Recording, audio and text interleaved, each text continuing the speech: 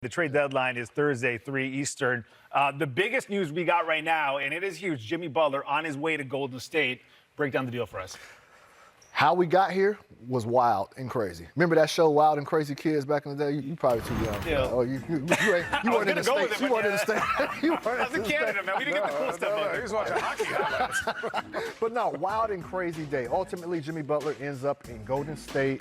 This was supposed to be a 5-team trade package that I reported, but Toronto portion fell through. So as of right now, it's a 4-team deal. And Kyle Anderson, for the time being, is going to be sticking in Miami. We'll see how long that lasts. But ultimately, listen, the Golden State Warriors, the way that teams described the Warriors to me over the last few weeks was thirsty. They were thirsty to bring in another star to pair with Stephen Curry. They tried everything. They called every team about a star, specifically a perimeter star that could come alongside, help with some ball handling duties. They tried LeBron James, Kevin Durant, they tried him today. And then it fell through. Kevin Durant, he left for a reason. He left Golden State for a reason. He had no desire to come back, and so they shifted their focus towards Jimmy Butler.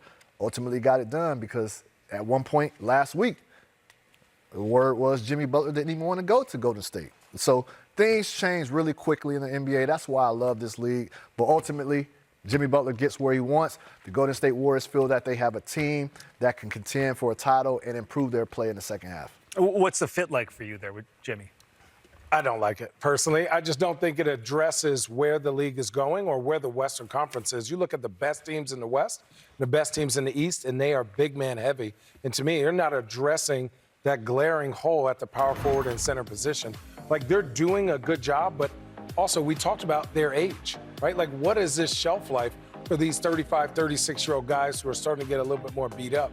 What is the identity of this team? How does he fit into this? If you were to go get, Kevin Durant, you would say, oh, of course this fits. He shoots threes. He can defend multiple positions. He shoots, he can create one-on-one. Jimmy, for the past couple of years in Miami, has been a system guy that has shined during the playoffs, but is a reluctant three-point shooter, is a mid-range guy, plays a lot slower. Having Jimmy pass, screen, move, cut, I want to see it. I think it's going to be must-see TV. I just don't know, when you look at some of the better teams, how they're going to match up. I just don't know how it's going to work, so that's up to Steve Kerr. What about as far as the culture is concerned? Does he fit there?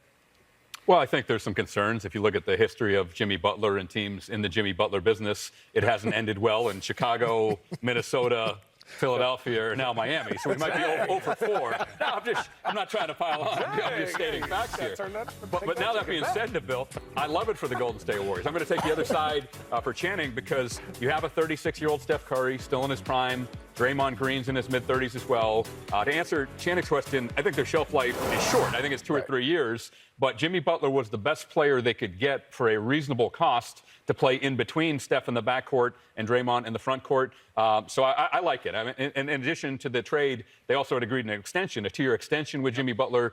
So that's the window, 2 or 3 years. We'll see how it works out. I still think they're a notch below the elite contenders, OKC, Cleveland, and Boston. But at least now they have a chance. And prior to the deal today, I did not think they had a chance to contend.